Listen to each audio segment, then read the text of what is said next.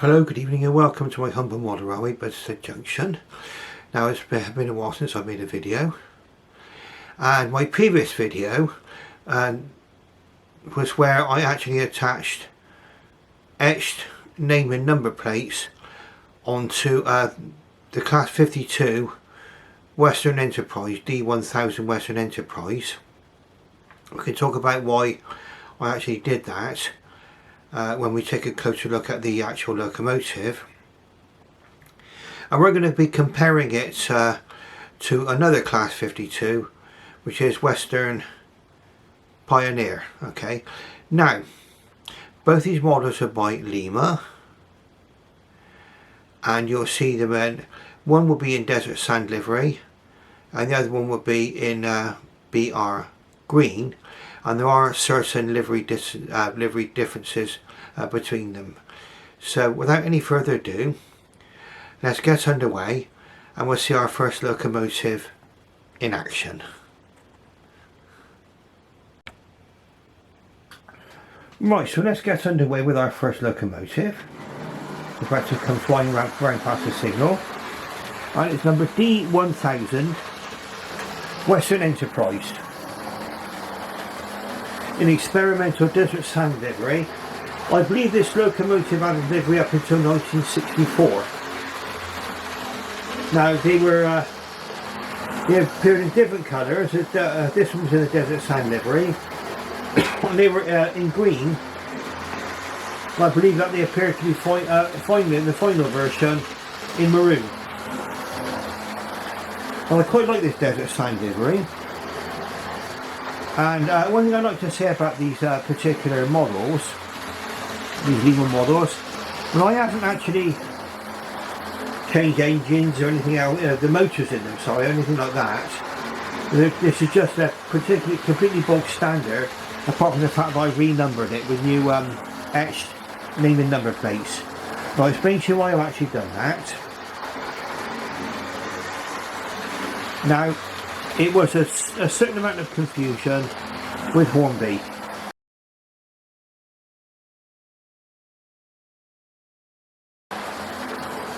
And what they did was that apparently they got confused between Western Fusilier, which at the time was in preserved in this livery, and they thought they got Western Enterprise confused with Western Fusilier. And they actually put the number D1023 on this particular locomotive when it should be D1000. Now there are some pointers which will actually, obviously you can Google it, but I've got a couple of book recommendations. And we'll have a look at this book now. We'll just let the train go through, then we'll just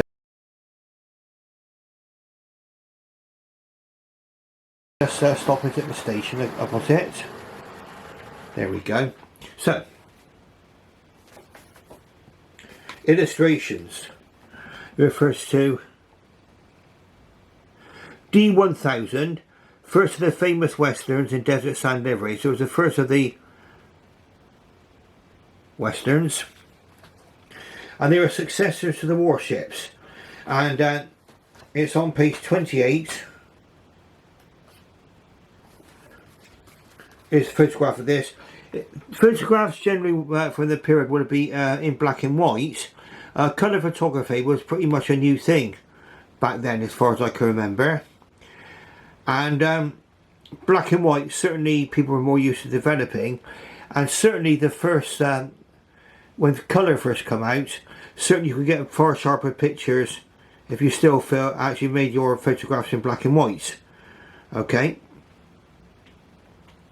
Well, there it is. D1000 Western Enterprise in experimental desert sand livery, passing Bentley Heath on the 24th of July 1962 with a 1010 Paddington to Birmingham, a substitute for the usual blue Pullman. So that's what we can see going around here now. Now another book, which is again very much an authority, is the Class 52's A Tribute to the Westerns, by David Burt. The Class 52s, a tribute to the Westerns by David Burt. Okay, you want a little bit of light in there, on there. There you go. That's better. Okay, and that will give you all of the information you need about this particular class of locomotive.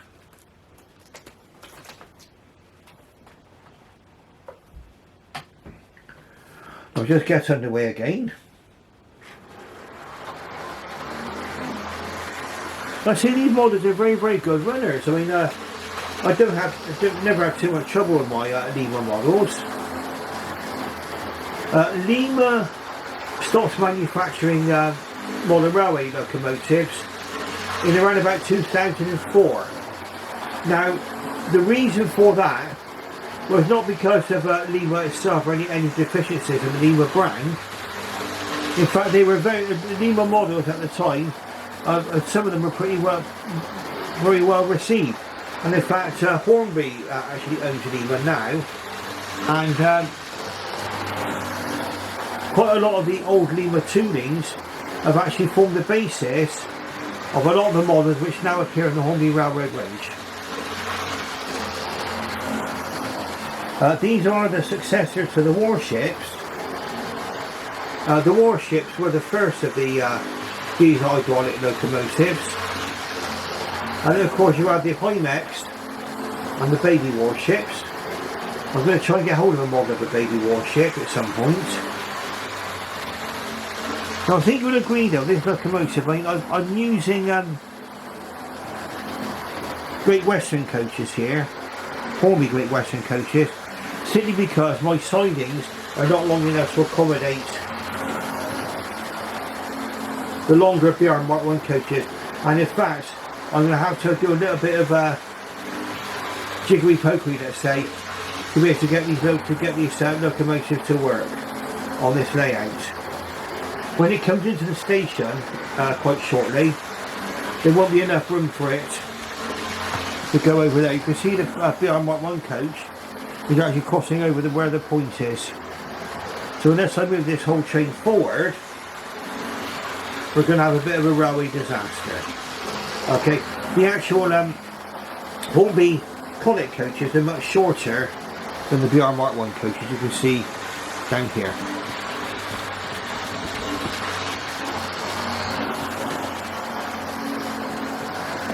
Now we're actually filming with the Canon M50 tonight.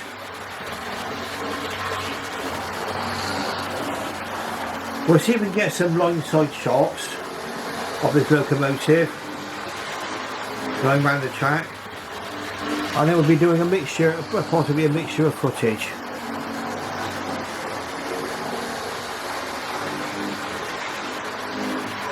And in fact we're going to want to see this locomotive close up, and we can see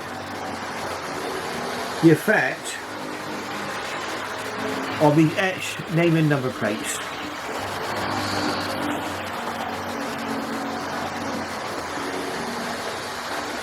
Now another thing which I found Lima locomotives are very, very good. They're very, very good on points. Why some of the more modern offerings are so fussy on points, I do not know. But I do find that these older Lima models are usually fine on points, along with a lot of the older Hornby models too. Okay, let's just put ourselves up to here now.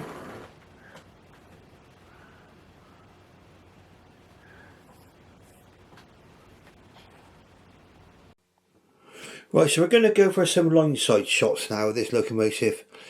First of all, flying through where the level crossing is. And this is my, I was using the overhead shots there with my Canon M50, and now the overhead shot, the actual line side shots, sorry, are actually being made with this Canon V10.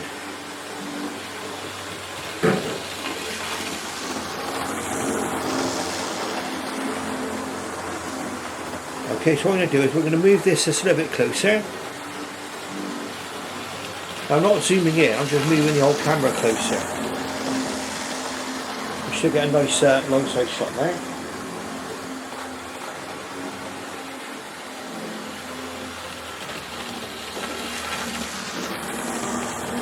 And then we're going to get a view of the locomotive going through the country station. Okay, so that's our locomotive flying through the country station, and we can imagine what it would be like in the mid 1960s when this locomotive was still in desert sand livery. Certainly up until 1964 anyway, and what a big transition it would have been going from steam to diesel.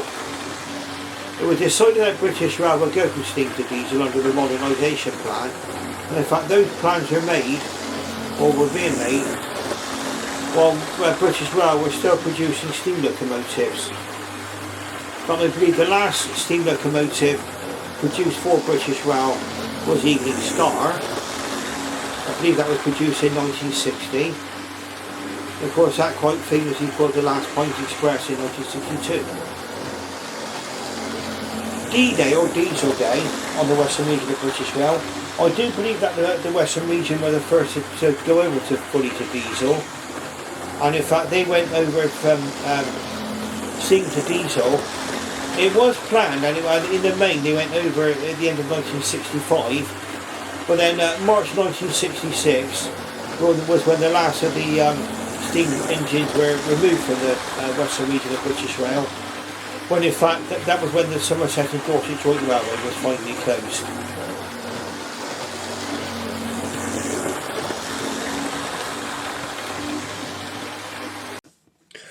And now we're going to see Western Enterprise coming into the station.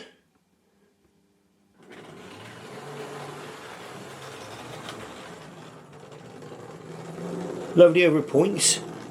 Not bad control. I mean, of course, a little bit noisier than modern offerings. Well, there we go. There's Western Enterprise there. We can see at the station itself there.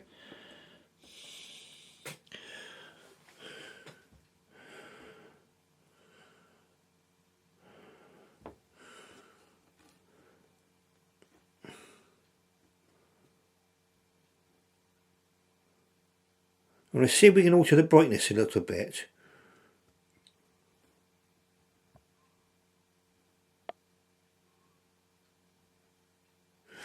I think 4 is about right. That looks about nice there, that doesn't it? Okay, so there we are. We're going to increase the brightness on the camera. So let's watch this one finally come into the station.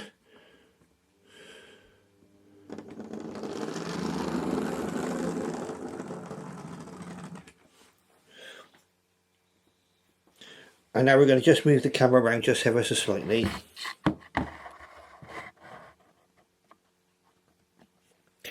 Now you should be able to see the number on the original model. The name and number plates are in black. Now apparently they started off as black. They carried red for a period of time, but then when they went back to maroon livery and then blue livery finally, they received black number plates again. But somebody actually asked me, well, did I have any colour photographs of this locomotive or with the red number plates? Now, there is only one photograph which is in that book, Class 52, A Tribute to the Westerns, which actually shows one of these locomotives in this livery and with red number plates, even number plates. And we'll see if we can have a look at that now. Okay, there's a photograph of Western Ranger in preservation on the Severn Valley Railway. You can see it's in desert sand livery with red name and red name and number plates. And that's the livery I went for. And that was the colour that was recommended by Fox Transfers, who actually supplied the H-name and number plates for my example. And this is the Lima Western Pioneer in the green livery. That's just to give you an idea of what the two locomotives look like. And we'll try and take a look at these two side by side. Now, in order to get this locomotive to fit into the siding, I've had to move it a little bit too far forward, and it's actually overlapping the main line now. And this is one of the problems really which I've got with a 6 foot by 4 foot layout. So I just need a, it's always just that little inch of extra space or a couple of inches would make all the difference for me. But I'm making the best of what I got because I feel quite fortunate I do have a layout of some sorts to actually run my trains on. But you can see here, black name and number plates. Also the crest at that end, the BR crest is different compared to this one. We'll come forward and we'll bring the locomotive forward in a second. And you can see that there's an actual, the original, almost like a unicycling lion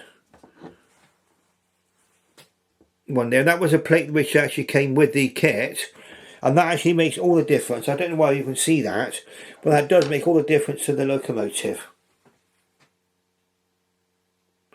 So we've got a different crest compared to the Western Pioneer, which is round crest, and that's sort of like a lion with a wheel-shaped crest. Now what we're going to do is we're going to have to take a look now at the two locomotives side by side. There they are. And Western Pioneer is actually going to be pulling some BR Mark 1 coaches. I'll be watching that one come around in just a moment.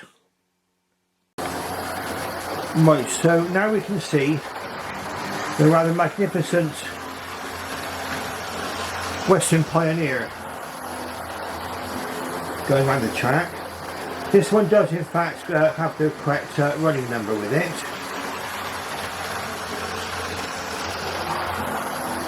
And again it's a Lima model.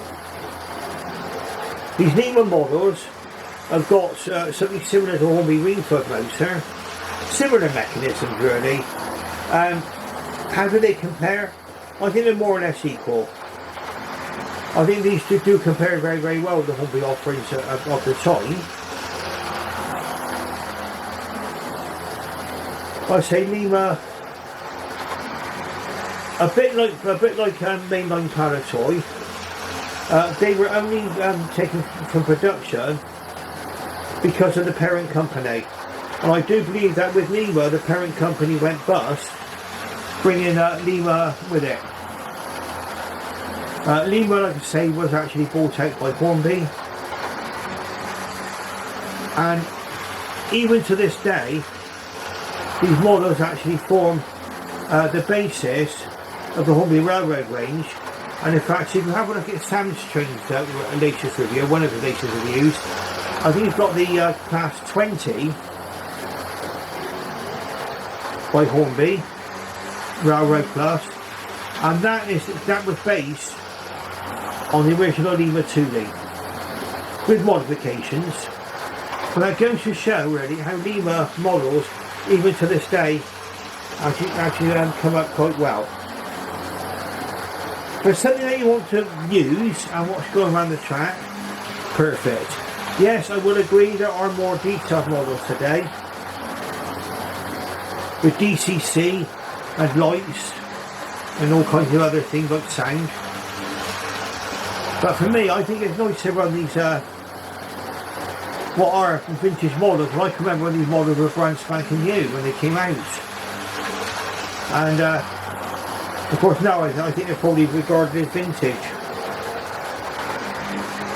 Now if you like what you see tonight, please press that like button and subscribe, and ring that bell for any future videos. Doesn't cost anything to subscribe. And I should thank you very, very much for watching. And I should bid you farewell and good night.